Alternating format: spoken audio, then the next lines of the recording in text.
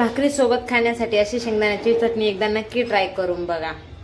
भाकरी सोबत किंवा भाजी सोबत तोंडी लावण्यासाठी ही चटणी खूप छान लागते। व्हिडिओ आवडल्यास लाईक करा, शेअर करा आणि सबस्क्राईब करा। थँक्यू। नमस्कार मंडळी, मी आज बनवणार आहे भाकरी सोबत तोंडी लावण्यासाठी मिरचीचा खरडा। तर मिरचीचा खरडा बनवण्यासाठी मी इथे लोखंडी कढई गरम करून घेतलेली आहे। त्यामध्ये तेल टाकलेलं आहे। आता त्यामध्ये मी मिरच्या गरम करून घेते।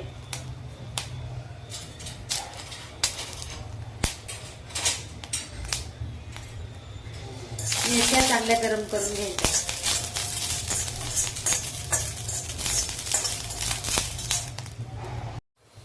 आता मिरचीला काळी डाग पडत तोपर्यंत मी मिरची भाजून घेतलेली आहे।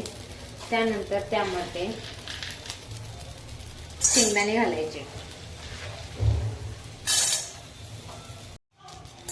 शेंगदाणे पण चांगले भाजून घ्यायचे।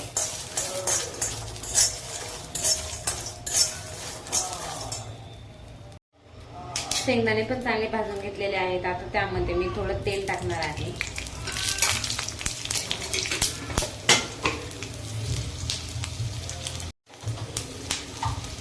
तेल टाकल्यानंतर थोडी जिरे टाकायची। त्यानंतर थोड्या लसणाच्या पाकळ्या।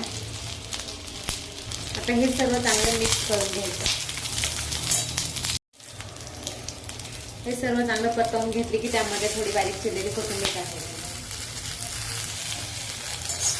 पुन्हा एकदा चांगलं मिक्स करून घ्यायचं।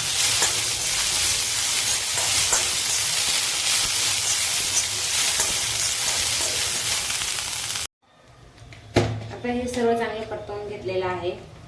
आता त्यामध्ये चवीप्रमाणे मीठ टाकायचं।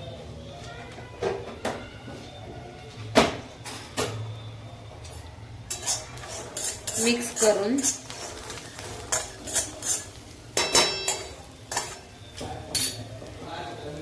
आता हे सर्व मिक्स करून घेतल्यानंतर हे ग्लासाच्या साहाय्याने बारीक करायचं।